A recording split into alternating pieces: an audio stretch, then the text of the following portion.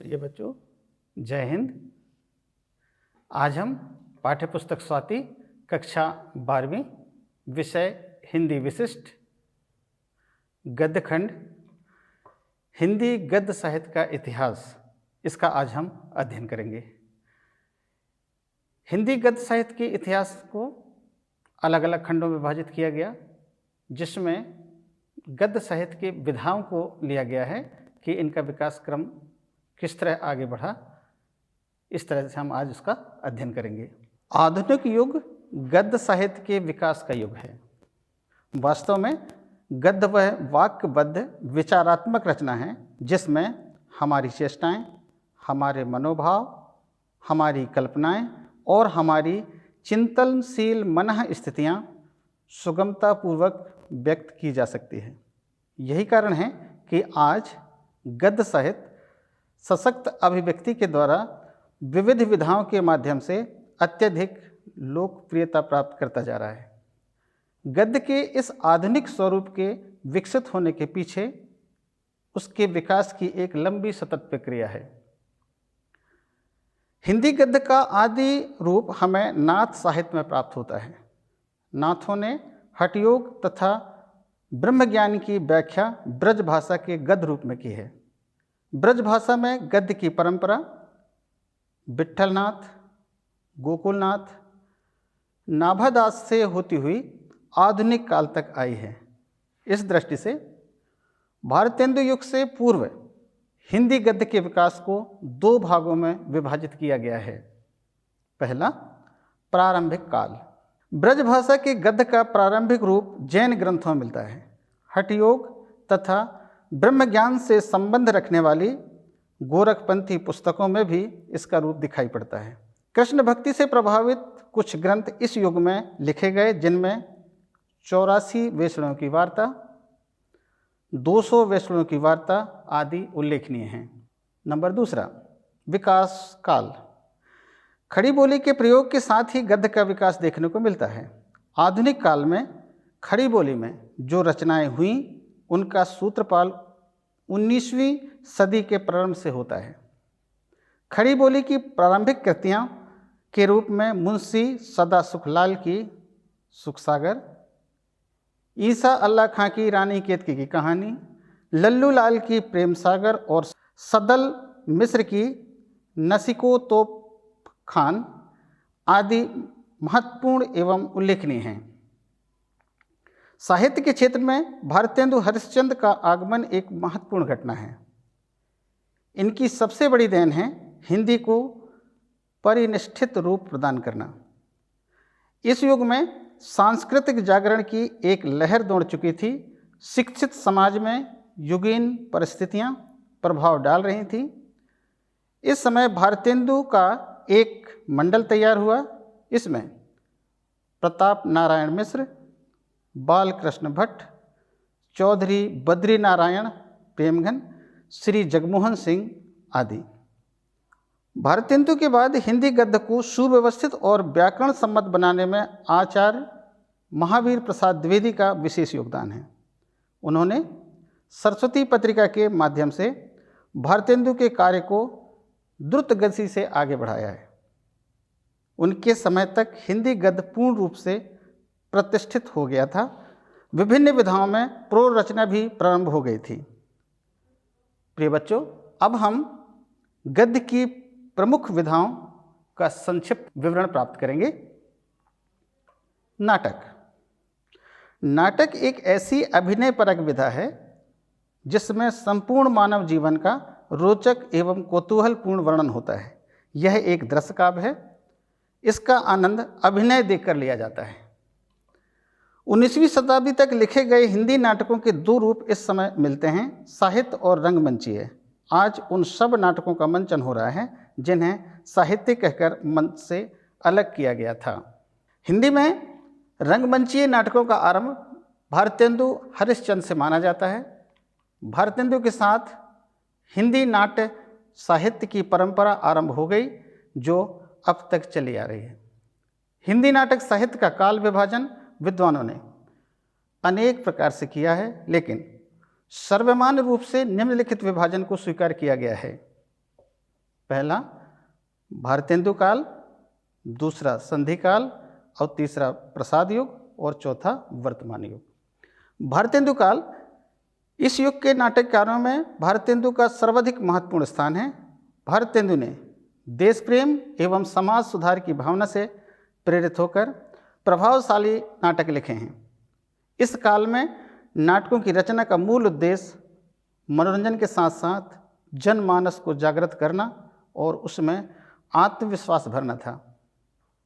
इस युग के अन्य प्रमुख नाटककार हैं बालकृष्ण भट्ट, लाला श्रीनिवास दास, राधाचरण गोस्वामी आदि। संधि काल, इस युग में भारतेंदु काल की धाराएं बहती भी रही और नवीन धाराओं का उदय भी हुआ।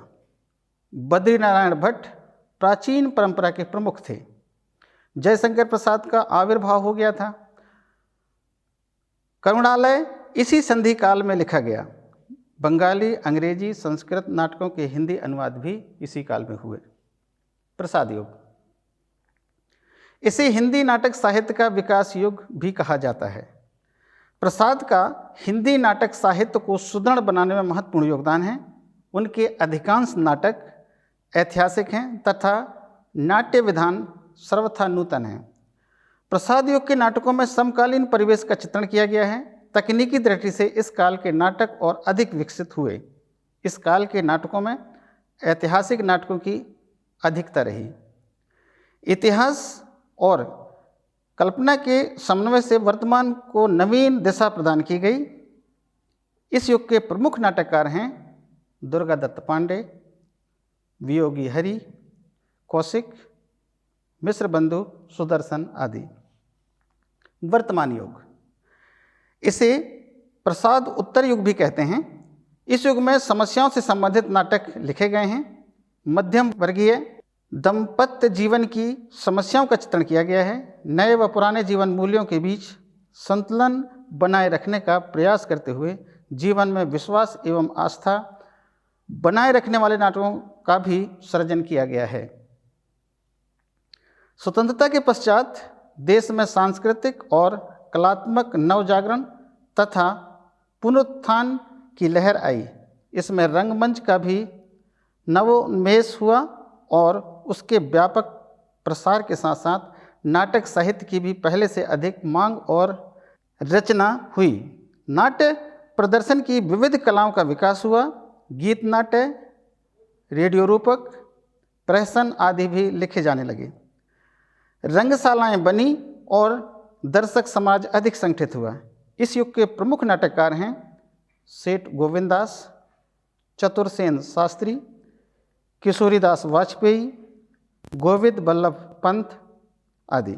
इस युग में ऐतिहासिक, प्रेम प्रधान, पौराणिक आदि धाराएं प्रमुख रहीं। प्रचलित धाराओं के अतिरिक्त भाव नाट्य और गीत नाट्य भी हिंदी में मिलते हैं। यह प्रसाद और परवर्ती लेखों की नई देन है। प्रिय बच्चों, अब हम नाटक के प्रमुख तत्व की चर्चा करते हैं। पहला, कथा वस्तु। दूसरा, पात्र एवं चरित्र चित्रण। तीसरा, संवाद या कथोपकथन। चौथा, भाषा शैली। पांचवां, देश काल एवं वातावरण। छठवां, उद्देश्य। और सातवां, अभिनेता। यहाँ हम आइए एक नज़र प्रमुख नाटककार और उनके नाटक की भी हम यहाँ चर्चा कर लेते हैं। पहला, भारतेंदु हरिश्चंद्र। इनके प्रमुख नाटक हैं वैदिकी हिंसा हिंसा ना भवति, प्रेम जोगनी, विद्या सुंदर, लाला श्रीनिवास दास, श्री प्रहलाद चरित्र, संयोगिता स्वयंवर आदि हैं। प्रिय बच्चों, अब हम हिंदी एकांकी के विकास की यहाँ चर्चा करते हैं। एकांकी एक अंक का दृश्य काव्य है जिसमें एक कथा तथा एक उद्देश्य को कुछ पात्रों के माध्यम से प्रस्तुत किया जाता है। डॉक्टर राम कुमार वर्मा के अनुसार एकांकी में एक ऐसी घटना रहती है जिसका जिज्ञासा पूर्ण एवं कौतूहलमय नाटकीय शैली में चरम विकास होकर अंत होता है। एकांकी का प्राण तत्व है संघर्ष। संघर्ष से ही नाटकीयता का सृजन होता है। हिंदी एकांकी को नाटक से अलग अलग स्वतंत्र अस्तित्व स्वीकार करने के लिए बहुत संघर्ष करना पड़ा। सन 1935 में भुवनेश्वर स्वरूप के कारवां द्वारा एकांकी का रूप स्पष्ट हो गया। हिंदी एकांकी के विकास क्रम को विद्वानों ने अनेक प्रकार से विभाजित किया है, परंतु सर्वमान रूप से इसके क्रमिक विकास को 4 भागों में विभाजित किया गया है। पहला, भारतेंदु द्विवेदी युग 1875 ईस्वी से 1928 ईस्वी तक। प्रसाद युग, प्रसादोत्तर युग, स्वतंत्र युग। प्रथम चरण, इस युग में भारतेंदु प्रमुख एकांकी कार्य के रूप में स्वीकार किए गए हैं। सर्वाधिक एकांकी भारतेंदु ने प्रस्तुत किए हैं। इस युग के एकांकीकारों ने प्रचलित परंपराएं, कुप्रथाओं और सामाजिक समस्याओं को आधार बनाकर एकांकी लिखे हैं। इस युग के प्रमुख एकांकीकार हैं काशीनाथ खत्री, बालकृष्ण भट्ट, राधा कृष्ण दास, राधाचरण गोस्वामी आदि। द्वितीय चरण, इस युग के एकांकी प्रसाद के एक घूंट से प्रारंभ होते हैं। इस युग में पाश्चात्य शैली का अनुकरण किया गया। समाज की तत्कालीन व्यवस्था का चित्रण इस युग के एकांकियों में मिलता है। प्रसाद जी द्वारा रचित एकांकी सज्जन, कल्याणी, परिणय, प्रायश्चित आदि हैं। तृतीय चरण, इस समय एकांकी अपने यथार्थ रूप में सामने आया। युद्ध की विभीषिका तथा बंगाल के अकाल ने एकांकीकारों को झकझोर दिया था। एकांकी में संकलन त्रय को भी महत्वपूर्ण माने जाने लगा था। इस युग के प्रमुख एकांकीकार इस प्रकार हैं: सेठ गोविंददास, उदय शंकर भट्ट, जगदीश चंद्र माथुर, हरिकृष्ण प्रेमी आदि। चतुर्थ चरण, इस युग के एकांकीकारों का दृष्टिकोण प्रगतिवादी था। पूंजीवाद के विरोध के स्वर मुखर होने लगे थे। इस काल में एकांकियों को राजकीय प्रोत्साहन मिला। संगीत नाटक एकेडमी सन 1958 में दिल्ली में स्थापित हुई। तरंग, रंग योग, बिहार थिएटर, रंग भारती आदि नाट्य कला से संबंधित कई पत्रिकाओं के प्रकाशन द्वारा एकांकी को बल मिला। मोहन राकेश का नाम इस काल के एकांकी कार्यों में सर्वाधिक महत्वपूर्ण है। इस प्रकार हिंदी एकांकी आज यौवन पर है। एकांकी के तत्व, प्रिय बच्चों, जो नाटक के तत्व हैं वही एकांकी के तत्व हैं। इसे आप ध्यान दीजिए।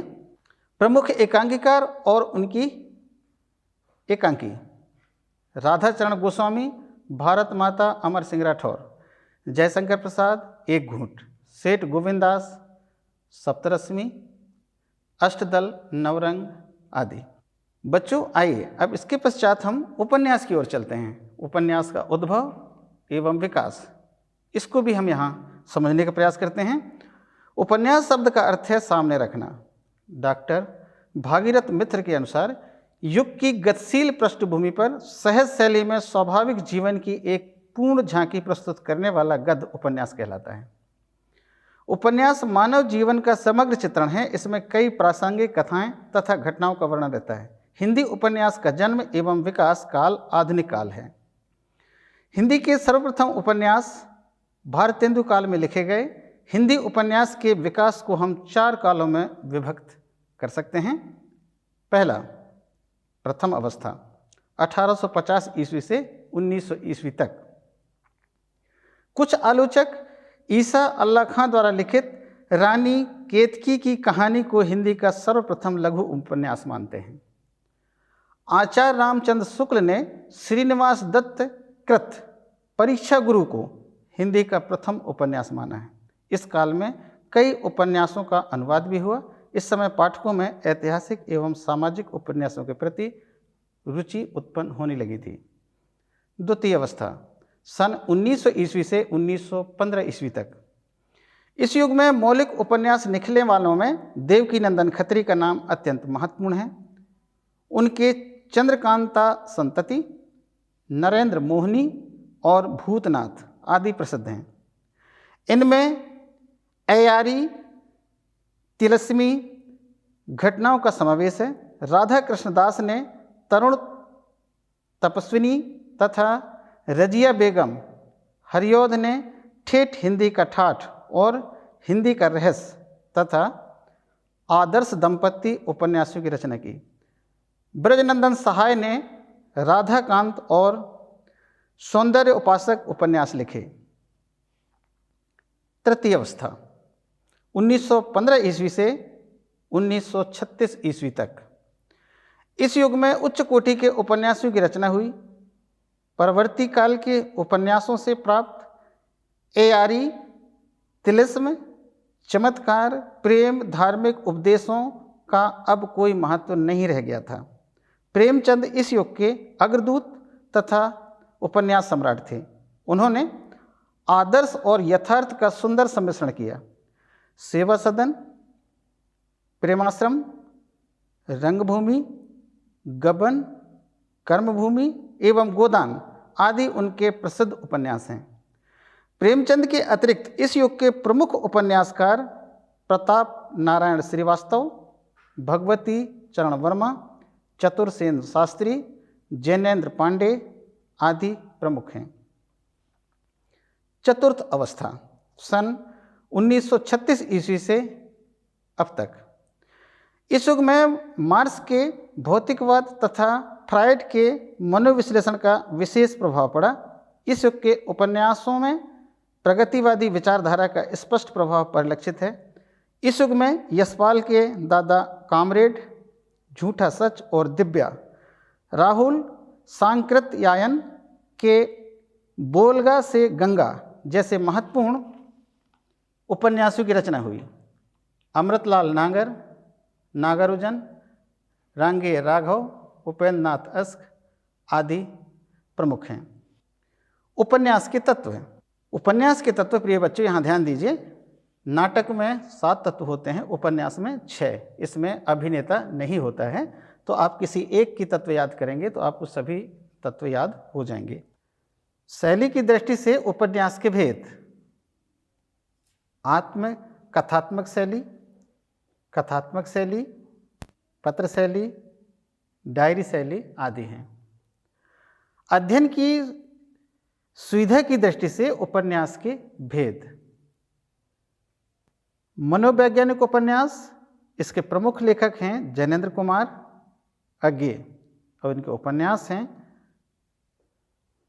कल्याणी, परख, त्यागपत्र और अज्ञे के हैं शेखर, एक जीवनी, नदी के द्वीप, अपने अपने अजनबी आदि। आंचलिक उपन्यास, सामाजिक उपन्यास, समाजवादी उपन्यास और ऐतिहासिक उपन्यास। इस तरह से अध्ययन की दृष्टि से उपन्यासकारों ने अलग अलग भेद को प्रस्तुत किए हैं। अब हम कहानी की ओर चलते हैं। कविता के क्षेत्र में गीत और गद्य में कहानी मानवीय सभ्यता के आद्य अभिव्यक्ति माध्यम कहे जा सकते हैं। सभ्यता के विकास चरण में कहानी नया अवतार लेकर प्रस्तुत हुई। जैसे नीति कथा, आख्यायिका और कहानी से लेकर जासूसी कहानी तथा विज्ञान कथा तक क्रमशः परिवेश के फैलने के साथ ही कहानी के स्वरूप भी परिवर्तन होने लगा।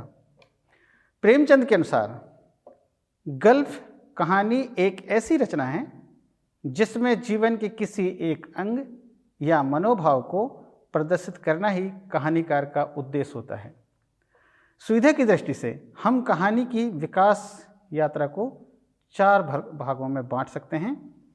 पहला, प्रेमचंद पूर्व की कहानी। दूसरा, प्रेमचंद काल की कहानी।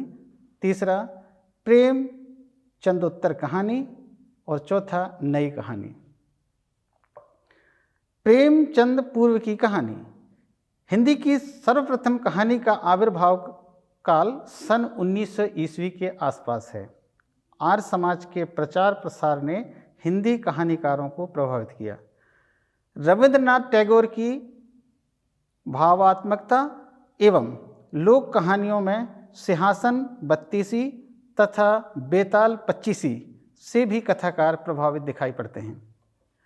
हिंदी की प्रथम मौलिक कहानी के संबंध में विद्वानों में मतभेद है। इस संबंध में किशोरीलाल गोस्वामी की इंदुमती, जो कि सरस्वती पत्रिका में 1900 ईस्वी में प्रकाशित हुई थी, भगवान दास की प्लेग की चुड़ैल सरस्वती पत्रिका 1902 में प्रकाशित हुई थी। रामचंद्र शुक्ल की 11 वर्ष का समय, सरस्वती पत्रिका 1903 ईस्वी। एक बंग महिला कृत दुलाई वाली, सरस्वती पत्रिका 1907 ईस्वी में ये कहानियाँ प्रकाशित हुई थी। प्रेमचंद काल की कहानी।